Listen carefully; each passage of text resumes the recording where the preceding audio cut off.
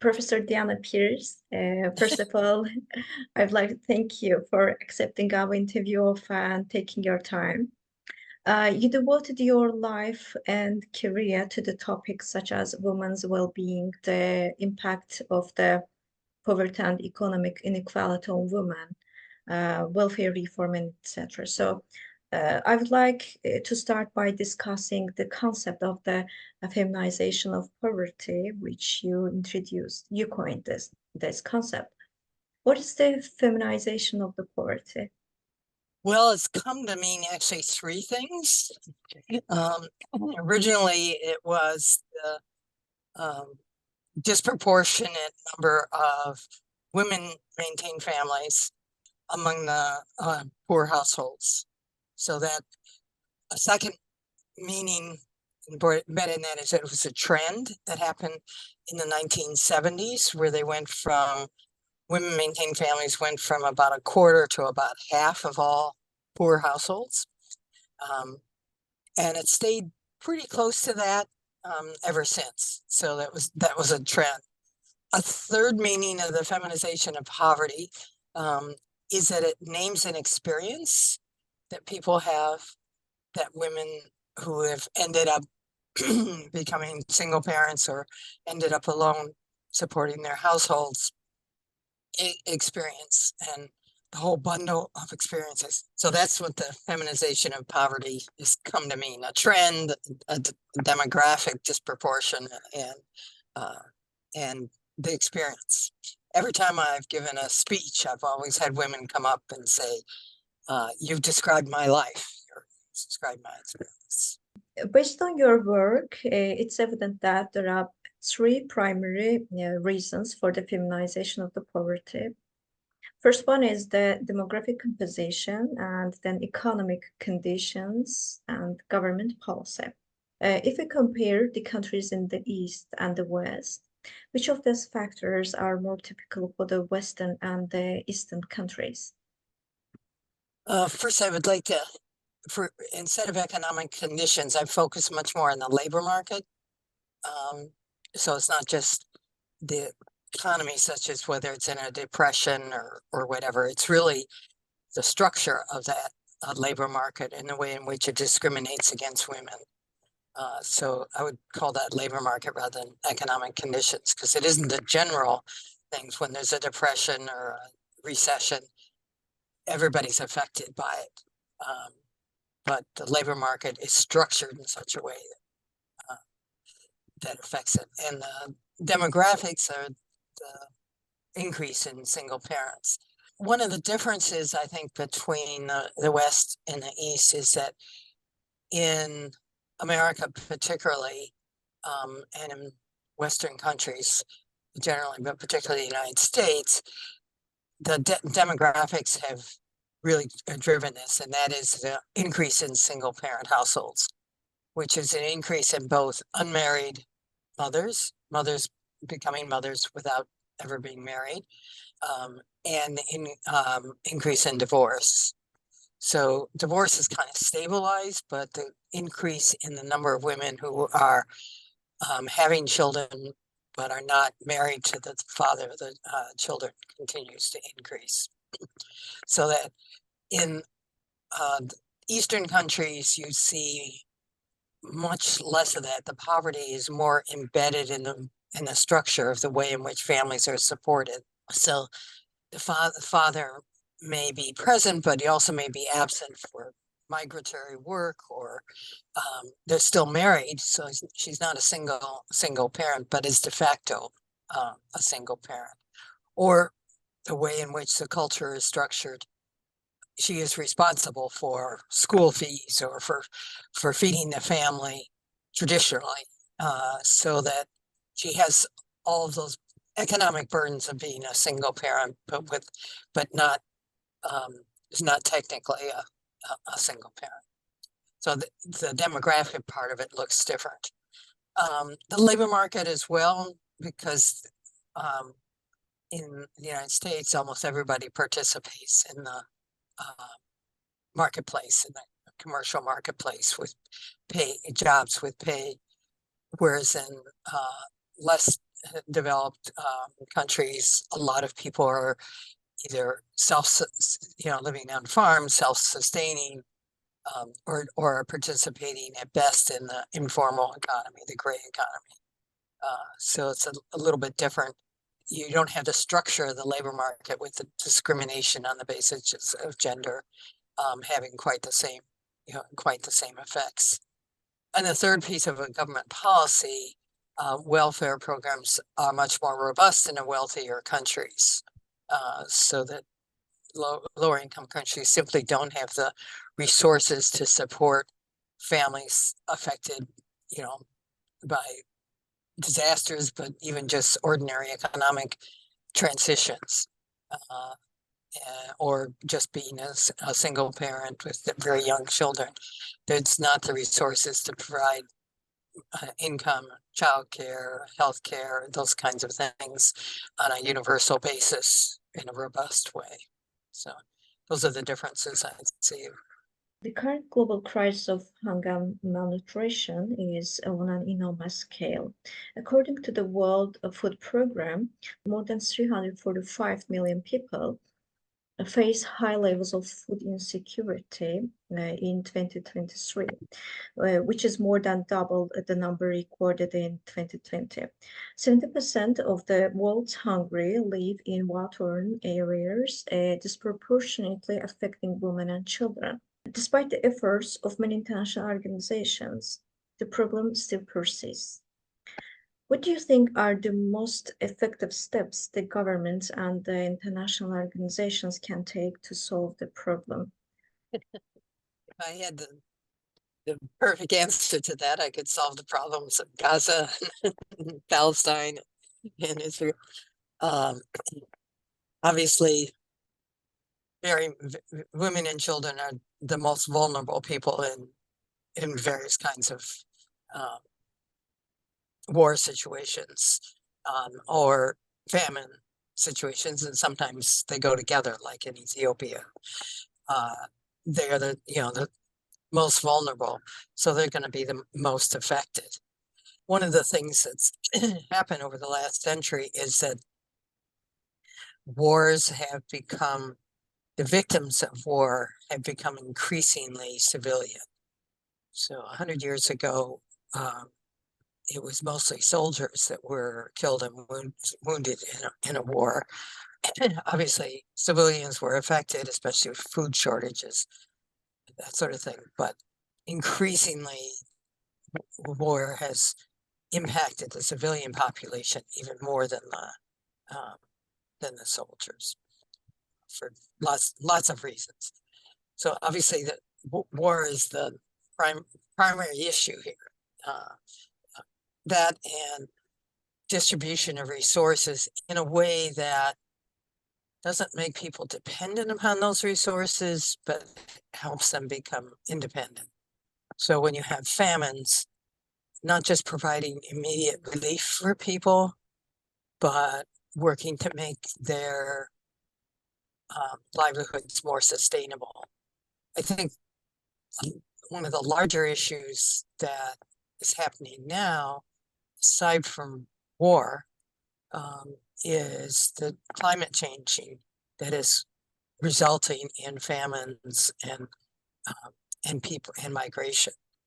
So that's creating a great deal of poverty and inequality as people move desperate for resources, not able to support themselves on the land because there's not enough water, or there's too much water, it's flooding, and so they end up leaving. Many people go to cities, and cities are overwhelmed, so that you get a lot of effects that way, disproportionately affect women and children. The one positive I would say is that women who migrate tend to become economically, I think, more independent. Whether they voluntarily migrate or they're refugees, it's harder for men to make a shift into a new society with new roles. And it's easier for women to both find work even just moving to a city often is empowering for women, having moved from a very traditional society where they had much less. In many Asian and African countries, the demand for cheap labor is often fulfilled by women. Currently, one of the problems that the women's rights defenders are trying to eliminate is the gender pay gap. However, based on the Gender Pay Gap Index 2023, this problem will persist until 2022 and 12. Our government, civil societies, politicians, international organizations, or many other actors that are mobilized to solve this problem unable to address the fundamental issue of the gender pay gap, gender pay inequality. Is the situation truly hopeless? What should we do? It's not hopeless, but it's embedded in the process of development that is driven by capitalism. So if someone comes, just to take a concrete example, a Western investor comes in and builds a factory and hires as the frontline workers, mostly women. They're replicating the gender inequality that is embedded in the West, which is that women are recruited to jobs that are lower paid, and those jobs become labeled as women's jobs, and they are not allowed to or recruited to jobs that are quote unquote men's jobs that pay better. So the very thing that makes that industry, that development profitable is the exploitation of women and sometimes children in those jobs. So part of it is the government is in a position of wanting to encourage investment and development, but at the same time, they're also encouraging the development of an occupational structure that is sex segregated. And that occupational structure, pay gap is in many, a good proportion of the pay gap is not that women are paid less to do the same work as men. That's true to some extent, but the women are in jobs that pay less. And often those jobs are labeled as women's jobs and other jobs as men's jobs, so that the higher paying jobs and the ones with more promotion and opportunity are assigned to men and women. And this continues to replicate itself. I did a focus group many years ago, and one of the participants in the focus group talked about he had started a business of painting airplanes, painting the numbers and the logos on the airplanes. And the women were the ones who did the masking, to make so that it would make the shape that you wanted, put tapes on, etc. And the men did the spray painting. The men were paid more. Same job. Yeah, basically same. And neither one took more skill and less. Obviously, it took some skill to do a good job and not mess it up. But there was no reason for the women to be paid less than men. So even in a new job, airplanes are new, creating new jobs, jobs got electronic factories, the same thing happens. Certain jobs get assigned as women and paid less, and certain jobs are men, and there's no rhyme or reason to it. So the answer, I think, a lot of it for that kind of occupational segregation is to try to prevent jobs from being labeled as men or women. It's also harder to organize women in terms of labor unions and labor power. So if you have a mixture of men and women, you're more likely to get paid more equally. And of course, then you can take on discrimination on the basis of, well, you have children, so you have to leave early, so we won't pay you as much, that kind of thing. So dealing with that is another issue. And a third, I think, is to provide the supports to women with children so that they can participate in the labor force in a more equal way. So providing good child care, health care, but particularly child care for very young children, enables women to be able to go to work, know their children are taken care of. And that makes it possible for women to choose jobs.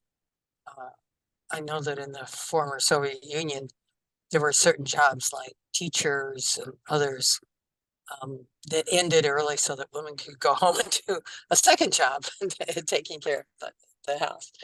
And, you know, they were labeled as such, and everything was assumed that these traditional gender roles would apply.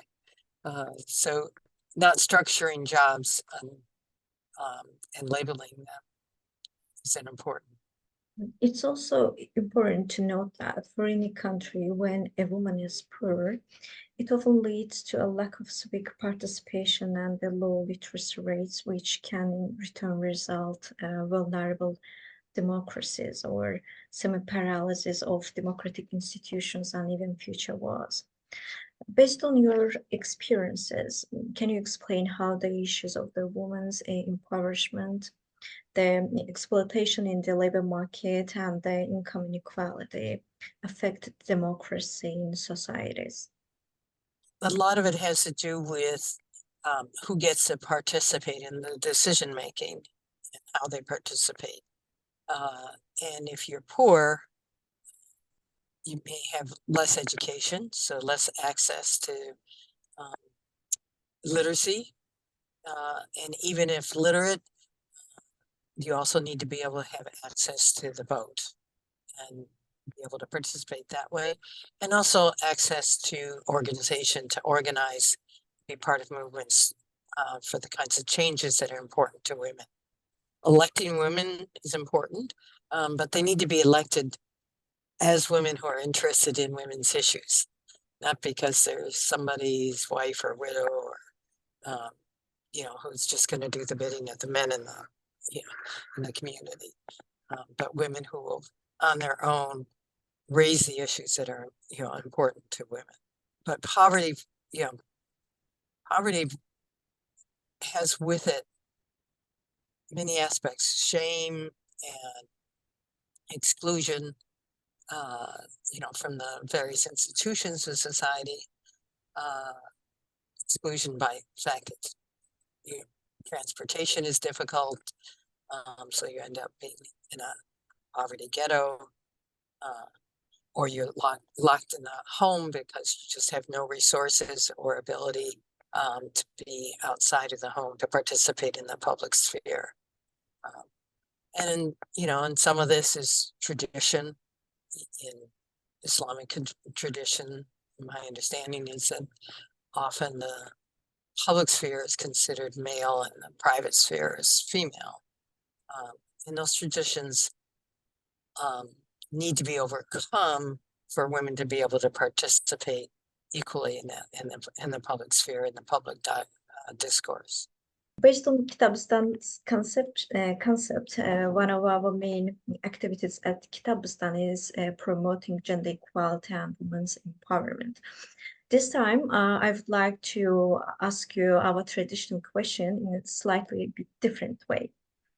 What book on gender equality would you recommend to our readers to read? I would recommend Mimi Abramowitz's book, Regulating the Lives of Women. And the subtitle is Social Welfare Policy from Colonial Times to the Present. So she talks about social welfare policy and how it is gendered and how it focuses on women, you know, in a different way than on men in terms of both supporting them but regulating them. Thank you so much. Thank you for your answers. It was very insightful interview. Welcome.